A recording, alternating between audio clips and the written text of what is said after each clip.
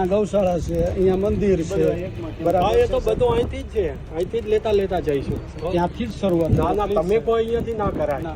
બરાબર. તો તમને જો ખાસ વિનંતી કરી જેથી બે આપણે કોઈ ટાઈમ વેસ્ટ કરવા નથી. ના ના બરાબર.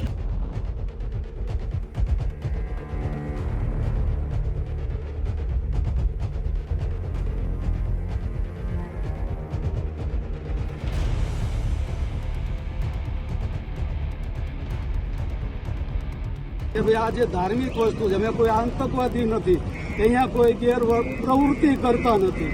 જે ધાર્મિક કાર્ય જે ટ્રસ્ટનું છે એ અમે નિભાવીએ છીએ. ગઈકાલે ચોટીલા તળેટીની આજુબાજુ જેટલું પણ દબાણ હતું એ હટાવવાની કામગીરી શરૂ થઈ. હટાવવાની કામગીરી જેમ જ શરૂ થઈ એમ પ્રાંત અધિકારી અને ત્યાંના જે મહંત હતા એમની બબાલ પણ શરૂ થઈ. મહંતની અટકાયત પણ કરવામાં આવી. મહંતે પ્રાંત અધિકારી જે એચ.ટી. મકવાણા હતા એમને બોલાવી અને પહેલાં વાતચીત શરૂ કરી. એમણે એવું કહ્યું કે અમે કોર્ટમાં ગયા હતા અને આ જમીન માટે અમે અત્યારે લડી રહ્યા છીએ. તો પ્રાંત અધિકારીએ જવાબ માંગતા એવું કહ્યું કે તમારી પાસે કોઈ સ્ટે ઓર્ડર હોય કે પછી કંઈ પણ હોય તો એ પહેલાં બતાવો, તમને કોને આ જમીન ફાળવી છે. દબાણ છે એટલે હટાવીશું. અત્યારે ધાર્મિક દબાણ નથી હટાવી રહ્યા, પણ બીજા જેટલા પણ દબાણ છે હટાવવાની કામગીરી અમારી છે અને અમે કરીને રહીશું.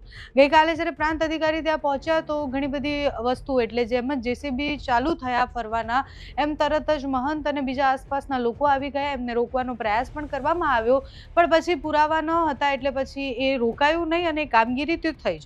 પણ એ કામગીરી થઈ બધાની વચ્ચે જે મહંત ત્યાંના છે એ અને એચ.ટી. મકવાણા જે છે એ બંનેનો એક વિડીયો સામે આવ્યો. વિડીયોમાં એ તું મેં કરતા દેખાય છે અને વિડીયો દરમિયાન એચ.ટી. મકવાણા જે છે એ મહંત સાથે એવું કહે છે કે અમે ભારતના નાગરિક જ છીએ, અમે રજૂઆત જ કરી રહ્યા છીએ અને અમને તમે જ્યાં સુધી પુરાવા ન આપો, તમે સ્ટે ઓર્ડર હોય તો સ્ટે ઓર્ડર આપો, બીજા કંઈ પુરાવા હોય તો એ આપો. જો પુરાવા નથી તો પછી આ સરકારની જમીન છે, આમાં તમે દબાણ કરેલું છે અને દબાણ તો અમે હટાવીને જ રહેશું. આની પહેલા પણ સુરેન્દ્રનગરના અનેક વિસ્તારોમાં જ્યારે એચ.ટી. મકવાણા દબાણ હટાવવા માટે પહોંચે છે એટલે અત્યારે એચ.ટી. મકવાણાનું નામ લેતાની સાથે જ બધાએ સમજી જાય છે કે એ કેવા અધિકારી છે કે જ્યાં પણ કંઈ ગેરકાયદેસર ચાલતું હોય એને બંધ કરાવી અને ત્યાં દબાણ હટાવવાની કામગીરી છેલ્લા કેટલાય સમયથી કરે છે અને વિડીયોઝ પણ ખૂબ વાયરલ થયા છે.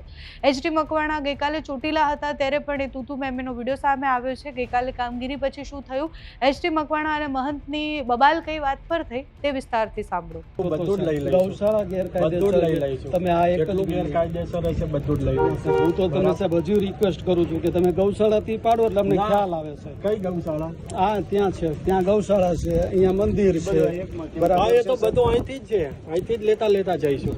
ત્યાંથી જ શરૂઆત. ના ના, તમે કોઈ અહીંયાથી ના કરાય. બરાબર. તો તમને જો ખાસ વિનંતી કરી જેથી બે આપણે કોઈ ટાઈમ વેસ્ટ કરવા નથી. ના ના બરાબર. પ્લીઝ સાહેબ અમે રિક્વેસ્ટ કરીએ છીએ હજુ. તમારો દાવા ઉપર તમે એમ કહો કે ભાઈ તમારો દાવો અમને માન્ય નથી, તમે એમને કોઈ લીગલી નોટિસ આપો. લાવો હેડો તમે વિડીયો શરૂ કરો સાહેબ. કરી લો વિડીયો, તમારે જે કરવો વિડીયોગ્રાફી કરી લો. વિડીયોગ્રાફી કરવી એ તમારો હક અધિકાર.